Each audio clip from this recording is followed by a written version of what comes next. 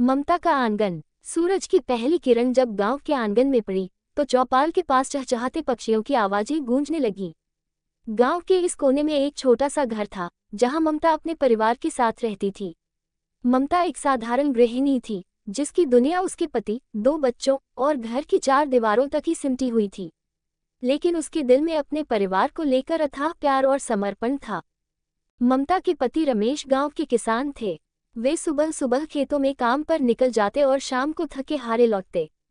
ममता का दिन अपने बच्चों की देखभाल और घर के छोटे मोटे कामों में बीतता। उनका बड़ा बेटा अंशु 10वीं कक्षा में पढ़ रहा था और छोटी बेटी पायल 5वीं में थी। गांव में सुविधाएं सीमित थीं। बिजली कभी कभी आती थी और पानी के लिए कुएं पर जाना पड़ता था। लेकिन ममता ने इन कठिनाइयों को कभी अपने ऊपर हावी नहीं होने दिया। वह सुबह जल्दी उठती, आंगन साफ करती, चूल्हे पर रोटियां बनाती और रमेश को खेत पर जाने के लिए खाना बांधती।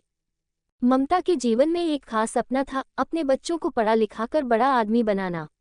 रमेश भी उसकी इस इच्छा को समझते थे। वे भले ही कम साधनों में जीते थे, लेकिन बच्चों की शिक्षा के लिए वे कोई कसर नहीं छोड़ते थे। पड़ोस में ममता की एक सहेली, राधा, रहती थी। राधा और ममता का रिश्ता सिर्फ पड़ोसी का नहीं, बल्कि बहनों जैसा था। जब ममता को कोई समस्या होती, राधा हमेशा मदद के लिए तैयार रहती। एक बार जब अंशु की फीस भरने के लिए पैसे कम पड़ गए, तो राधा ने बिना किसी झिझक के अपनी बचत में से पैसे देकर ममता की मदद की। ममता, चिंता मत कर, बच्चों की पढ़ाई सबसे जरूरी है, पैसे तो फिर से आ जाएंगे, राधा ने ममता से कहा था। गांव में त्योहारों की रौनक अलग ही होती है।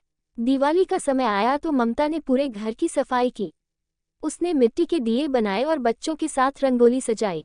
त्योहारों में ममता का घर खुशियों से भर जाता था। अंशु और पायल नए कपड़े पहनकर पटाखे जलाते और ममता उनकी मुस्कान देखकर अपनी सारी थकान भूल जाती। एक दिन रमेश के खेत में नुकसान हो गया। फसल को कीड़ों ने खराब कर दिया था। घर की हालत खराब हो गई।